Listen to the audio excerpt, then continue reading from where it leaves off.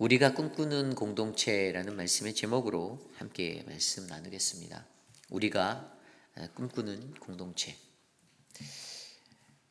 우리의 공동체를 바라볼 때 아마도 여러분들은 단 한 번이라도 우리 공동체는 어떤 교회 공동체가 될 것인가를 상상해 보신 적이 있을 것입니다. 여러분은 사랑하는 우리 회의빛 한인 장로교회가 어떤 공동체가 되기를 꿈꾸십니까? 그냥 내가 일생을 사는 동안에 주일마다 와서 예배 드릴 수 있는 장소였으면 좋겠습니까? 아니면 정말로 이 세상에서 하나님의 그 복음을 감당하고 전하고 가장 귀한 능력을 나타내는 그러한 공동체가 됐으면 좋겠습니까? 저의 작은 소망은 사랑하는 우리 회의빛 한인 장로교회 하나님의 뜻이 이루어지는 비전의 공동체가 되었으면 좋겠습니다. 남녀노소 어린아이 노년에 이르기까지 모든 사람들이 그들의 삶의 모습을 통해 하나님의 거룩을 드러내고 그 거룩을 통해서 세상 가운데 빛과 소금의 역할을 감당하며 하나님의 복음이 진정한 참다운 복음이 우리를 통해 흘러가는 그러한 하나님의 귀한 공동체가 되기를 기도드립니다. 우리의 삶 속에서 우리가 어떠한 공동체를 꿈꾸는가는 자기 각자들이 가지고 있는 개인이 가지고 있는 그들의 분량에 따라 움직이는 것입니다. 내가 세상적인 것을 꿈꾸고 내가 세상적인 욕심을 내고 내가 원하는 인간적인 물질 만능주의적인 만모니즘적인 것들을 붙잡고 살아가면 교회는 그저 거대하게 대형화되는 그러한 외적인 성장의 것들만을 추구하는 교회가 될 것입니다.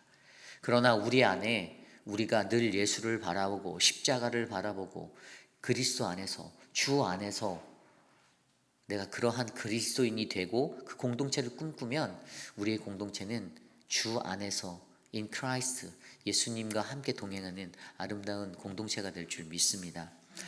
오늘 우리가 읽은 로마서 16장 1절에서 16절까지의 말씀은 바로 우리가 어떠한 공동체가 될 것인지를 생각하게 하고 꿈꾸게 하는 거룩한 하나님의 말씀입니다. 로마서를 통하여서 그가 아직 가보지 못하였던 밟지 못하였던 땅에 그 서신을 보내면서 그 서신을 통하여 어떻게 해요? 복음이란 무엇인지 복음에 드러난 하나님의 의 예수 그리스도가 누구인지 그래서 그 복음을 안고 살아가는 복음의 빚진 자들 우리는 어떻게 복음을 들고 세상 가운데 서야 하는지를 사도 바울은 우리에게 전하여 주었습니다. 오늘 이 말씀을 통하여서 우리는 아름다운 꿈의 공동체 하나님이 역사하시고 하나님이 세우시는 건강한 공동체를 꿈꾸는 그러한 교회가 되기를 소망합니다. 오늘 첫 번째로 우리가 꿈꾸는 공동체는요, 사랑의 표현이 넘치는 공동체입니다. 사랑의 표현이 넘치는 공동체. 오늘 말씀을요 전체적으로 들여다보면요 눈에 들어오는 단어가 있습니다. 한 단어가 무난하라입니다. 무난하라. 헬라어로 아스파사스테라는 단어입니다. 이 무난이라는 인사는요 사랑의 표현만큼이나 매우 중요한 그러한 그들의 어떤 인사였습니다.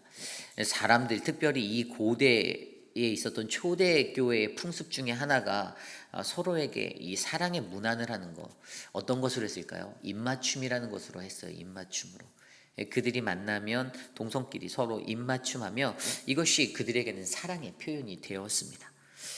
만날 때마다 그 사랑을 표현하는 것으로 이 사랑을 실천하는 것으로 거룩한 형제를 드러내기 위해서 성도들 간에 서로와 서로 안에 이 문안이 일어났습니다. 오늘 우리가 읽었던 이 16절의 말씀에 무려 16번이나 문안하라는 단어가 사용되고 있습니다.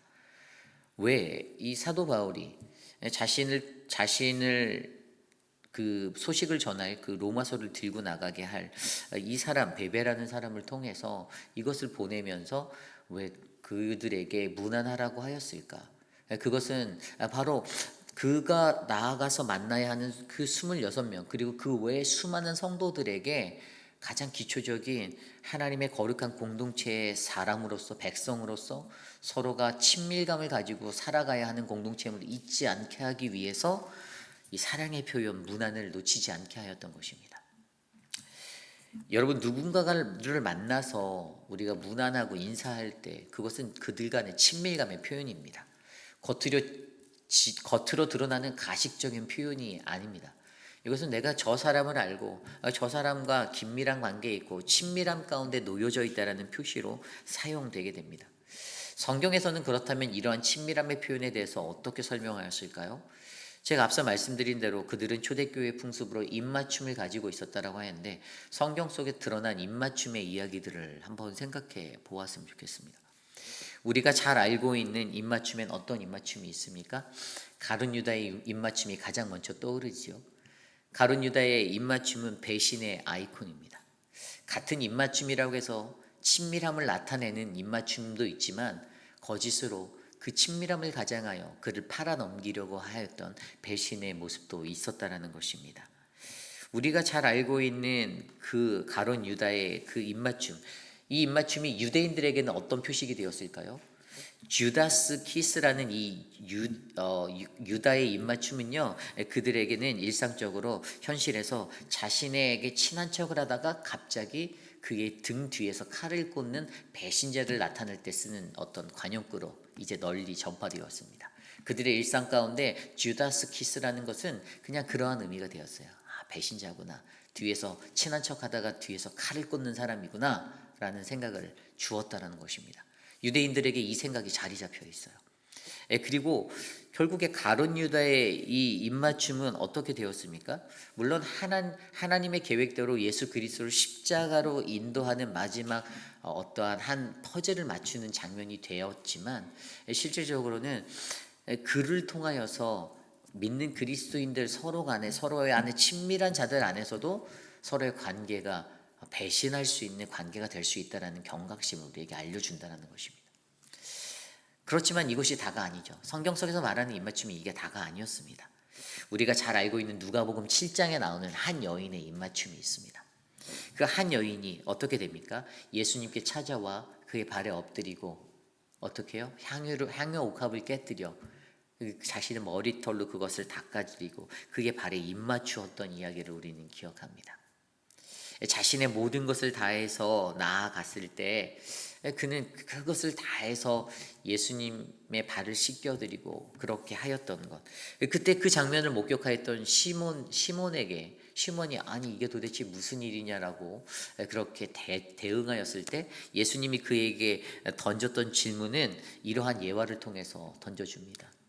어떤 한 사람이 500데나리온을 빚졌고 다른 한 사람은 50데나리온을 빚졌는데 주인이 그들의 빚을 탕감해 주었다. 그들 중에 누가 더 그 주인을 사랑하겠는가라는 질문으로 나아갑니다. 그때 예수님이 하신 말씀은 당연히 많은 빚을 탕감받은 자가 더 사랑하겠지요라고 대답합니다.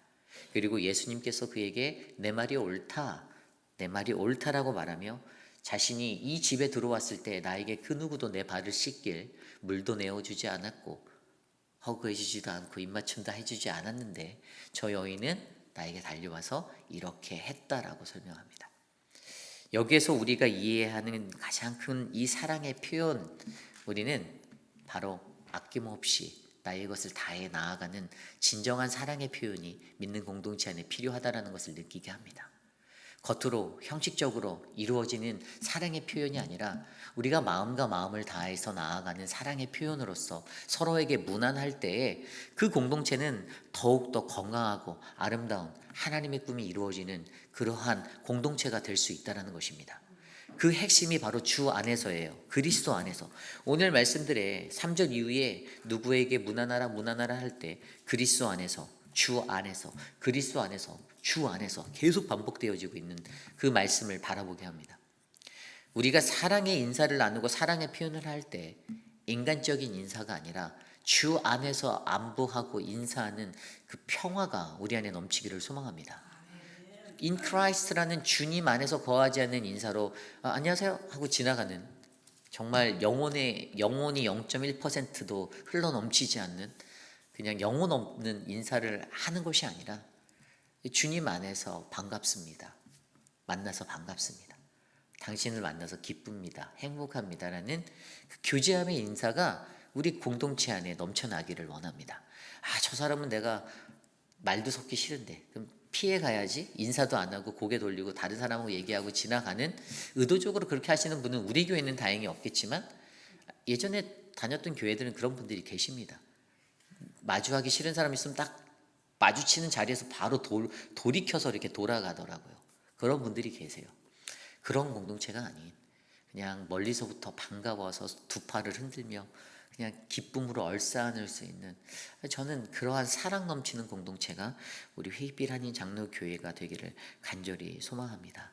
저와 여러분들 안에 주님 안에서 넘치는 친밀감의 표현이 바로 이 사랑의 표현으로 넘치는 공동체가 되기를 간절히 축복합니다. 이것이 오늘 말씀의 첫 번째, 우리가 꿈꾸는 공동체, 사랑의 표현이 넘치는 공동체입니다. 오늘 두 번째로 우리가 꿈꾸는 공동체는요, 좋은 소식을 전하는 자들의 발길을 기억하는 공동체입니다. 다른 말로 하면 복음을 전하는 자들의 발길을 기억하는 공동체입니다. 우리가 오늘 이 서신을 통해서 특별히 1절 말씀을 보면 내가 갱그레아 교회 일꾼으로 있는 우리 자매 베베를 너희에게 추천하노니라고 나와 있습니다. 너희에게 추천하노니. 이 1절 말씀에 드러나 있는 사람 중에 하나가 바로 여자였어요. 자매라는 베베라는 여성을 우리로 하여금 바라보게 합니다. 이 베베가 누구인가를 생각해 보면 이 말이 무슨 말인지 이해가 가요. 복음을 전하는 자들의 발을 기억하는 교회가 되자. 그녀를 어떻게 하라고 해줍니까? 2절 말씀에 보면 주 안에서 성도들의 합당한 예절로 그를 영접하고 무엇이든지 그에게 소용되는 바를 줄지니 이는 그가 여러 사람과 나의 보호자가 되었습니다라고 설명합니다. 이 베베라는 사람은 여성이라는 것을 우리가 본문을 통해서 알 수 있고요. 좀 더 집중해서 생각하면 바울의 편지를 바로 이 베베라는 사람을 통해서 전했다라고 우리가 이해할 수가 있습니다. 이 갱그리아가 어딘가를 생각해 보면 좀 더 자세히 알 수 있는데요. 갱그리아는 고린도에서 11km 떨어진 장소에 있는 항구의 도시입니다. 작은 항구, 외항이었어요. 아주 작은 그 항구 도시에서 이 바울이 2차 전도 여행을 할 때에 그때 전도에 기여했던 사람이 이 뒤에 나오는 아굴라 브리스길라와 아굴라를 만나서 고린도 교회에 교회를 세우게 되고 그런 전도 활동을 하게 되었어요. 그때 그들과 함께 아굴라와 브리스길라와 함께 겐그리아 주변 지역에도 교회를 세웠는데 그때 겐그리아에도 교회가 세워지게 되었습니다. 그 역사를 우리가 이해하면 이게 사도행전 18장에 나오는 이야기예요. 그래서 그때 이 사도행전 18장을 좀 더 들여다보면 바울이 자기에게 서원한 것이 있었습니다. 선교에 대한 서원이 있어서 이곳에서 그가 갱그리아에서 머리를 단발로 잘라요. 사도 바울이 머리를 자르고 에베소로 건너가게 됩니다. 사명을 가지고.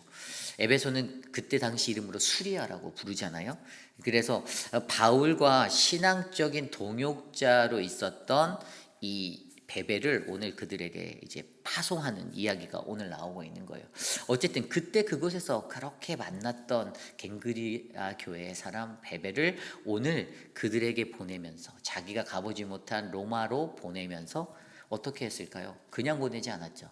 자신이 그때 당시에는 이런 종이가 없었으니까 이 로마서를 썼을 때 그들이 썼던 어떤 가죽 문서 이런 것들을 다 무거웠을 거 아니에요. 이게 로마서가 16장이나 되니 얼마나 광범위합니까? 이 서신을 두루마리로 막 말아갖고 이 여인이 이것을 가지고 거기로 나아갔다라는 것입니다. 오늘 파송을 받아서.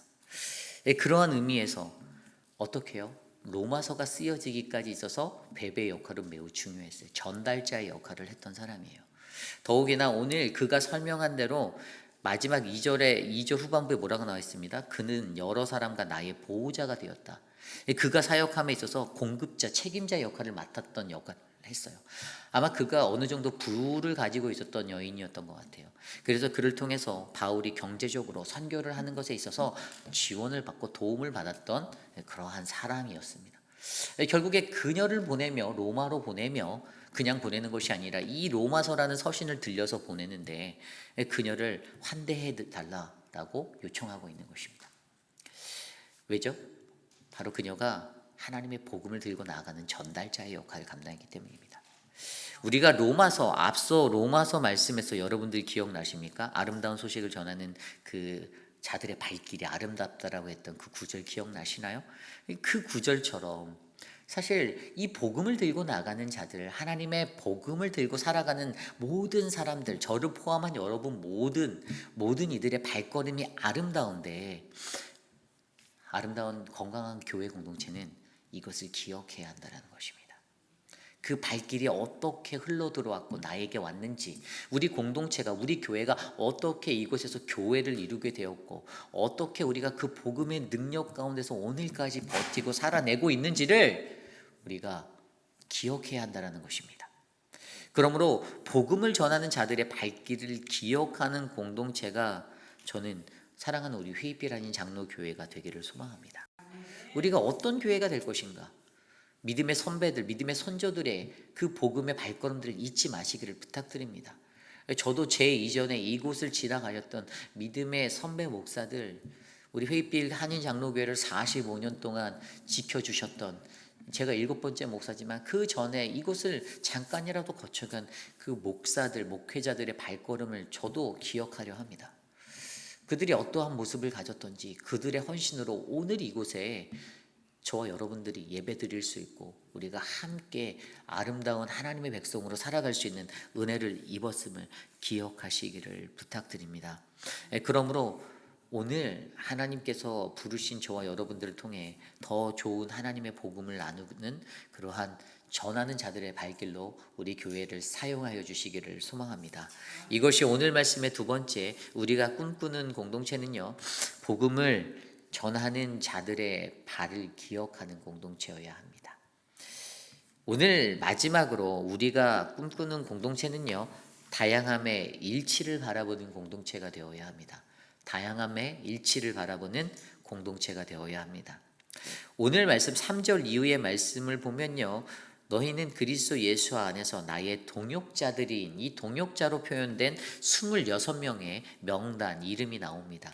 사도 바울은 그들의 이름 한 사람 한 사람을 부르며 브리스가와 아굴라, 에베네도, 그리고 마리아와 안드레와 유니아, 그리고 암블리아, 그리고 우르바노, 스타구, 아리스토불, 그 다음에 헤로디온, 그 다음에 나기스, 드루베나, 드루보사, 버시, 그리고 루포와 또 아순그리도와 블레곤과 허메와 바드로바와 허마와, 그리고 빌롤로고, 율리와 네레오, 올름바라는 26명의 특정한 인물들을 거론하며 그들에게 문안하라라고 말하고 있습니다. 물론 26명뿐만 아니라 그 외에 그 가족들과 모든 성도에게 문안하라라고 이 문안을 전하는데요. 특별히 이 26명의 명단을 보면 여기에는 어떤 세 가지 특징을 찾아볼 수가 있습니다. 그것은 이들이 유대인뿐만 아니라 이방인에게도 이르는 그런 다양한, 아주 이방인들로 구성된 그러한 것들을 가졌다라는 거예요. 어떤 혈연 집단에 집중되어서 유대인들에게만 집중된 명단이 아니라 이방인들, 심지어는 그들은 계급 차이를 가지고 있었던 그런 사람들이기도 합니다. 어떤 이들은 노예였어요. 이 뒤에 나오는, 이 후반부 쪽에 나오는 사람들의 이름, 그 사람들의 이름 암블리아나 우르바노, 허메나 빌롤로고, 율리아 같은 것은 그 당시에 노예들이 흔하게 사용해왔던 이름이에요. 그러니까 노예들까지도 그는 인사를 나누고 건네주고 문안하는 그러한 것을 보이고 있습니다. 이 계급차까지도. 그리고 또 들여다보면 9명의 이름이, 무려 9명의 이름이 여성이었습니다. 이 초대교회 때, 이 시대 때 불가능했던 것이 남녀의 차이가 엄청나게 컸지 않습니까? 그런데 여성에게도 인사하라고 그들의 이름을 거론하고 있습니다. 차별이 없는 평등한 그러한 모습이 바로 오늘 이 공동체 안에 담겨 있는 것입니다. 다양함 가운데 일치를 바라본다는 말이 무엇입니까? 저는 이 단어를 되게 좋아해요. 다양함 가운데 일치, 다양함의 일치. 서로가 다 다른 거예요. 혈액형만 보아도 어떤 사람은 A형, B형, AB형, O형 다 다른 네 가지 카테고리로 있죠. 그런데 그냥 성품으로 보면 더 많은, MBTI로만 봐도 그 성격이 더 16가지로 나눠지는 성격이 다양함이 있는데 더 많은 캐릭터들의 사람들이 이 공동체 안에 모여 있는 겁니다. 그런데 거기에서 내 선을 걷는 게 아니에요. 이 사람은 내 편이고 이 사람은 내 편이 아니고 이 사람은 내가 프리퍼하는 내가 선호하는 사람이고 이 사람은 내가 선호하지 않는 사람이고 인간관계에서 그것을 바라보는 것이 아닙니다. 차별이 없어요. 어떤 갭이 없습니다. 그냥 온전하게 존재하는 평등 가운데 서로가 서로를 대하는 그 마음으로 살아가는 것입니다. 그런데 한 가지 중요한 것, 우리가 그 다양함을 갖고 살아가지만 우리는 그 안에서 주 안에서 하나가 될 수 있다는 것입니다. 그게 바로 다양함 가운데 일치예요. 서로 다른 모습을 가지고 살아갑니다. 어떤 사람은 이러한 모습으로, 어떤 사람은 저런 모습으로 너무나도 다양해요. 근데 그 다양함 가운데 세상 속에 거할 때는 서로 부딪힙니다. 서로 다툴만 해요. 내가 맞네, 네가 맞네. 그런데 우리 안에 주 안에서 예수가 있는 그 모습이면 내가 맞네, 네가 맞네가 아니라 내가 맞을 수도 있겠고 네가 맞을 수도 있겠네. 이렇게 갈 수 있는 모습이 된다라는 거잖아요. 그런데 주 안에서라는 이 조율이 완전하게 온전하게 이루어지지 않으니까 어떻게 됩니까? 하나님의 복음이 되지 못하는 겁니다. 하나님의 복음을 복음으로 온전히 듣지 못하는 겁니다.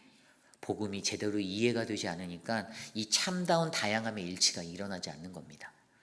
그러므로 저는 오늘 이곳에 계신 저와 여러분들에게 오늘 바울이 그들에게 무난하며 거론했던 이 26명의 리스트 그 외의 모든 성도들 너무나도 다양한 사람들이 존재했던 로마 교회 공동체를 바라보며 우리도 이 다양함 가운데 일치를 이루는 예수 그리스도 안에서 하나가 되는 거룩한 공동체가 되기를 간절히 소망합니다.